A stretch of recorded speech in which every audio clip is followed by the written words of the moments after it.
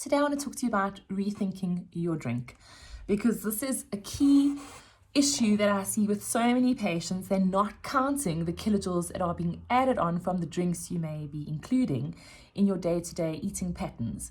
So let's start off with fruit juice.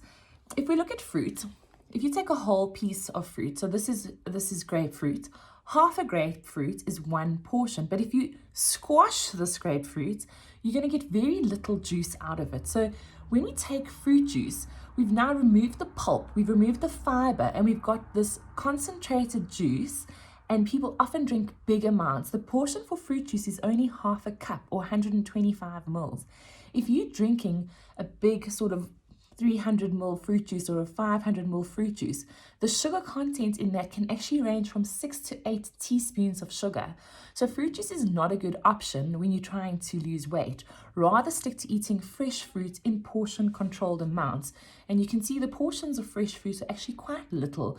You can't just go wild with the portions, and the portion list for fruit is included in the exchange lists that are available on the iLiveLite website. Now, the next one is cold drinks. Most people are aware that if you're having something like a Sprite or a Coke or a Fanta, they do contain sugar. You need to check the labels, and you will see that for every 4 grams of sugar on a label, that is equivalent to a teaspoon of sugar.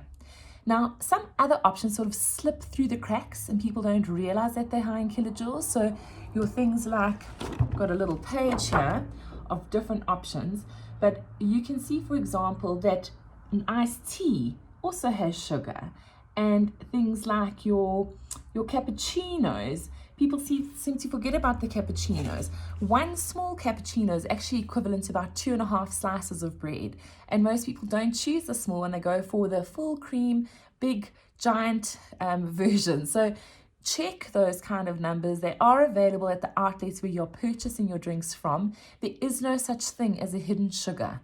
You simply need to read the label, remembering that every 4 grams of sugar on a label for a drink is equivalent to a teaspoon of sugar. Your best bet is to really get better at making water more interesting.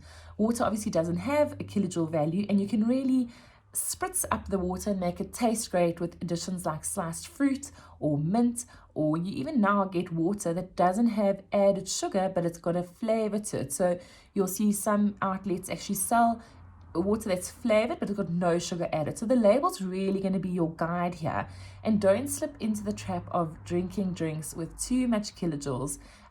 If you start checking these things, even your hot beverages like the hot chocolates and those type of options, you really need to have a good look at those and keep them in your food diary and add them up and see how they are coming into action. In the part 2 of Rethink Your Drink, I will be discussing alcohol. You can click and see the next video.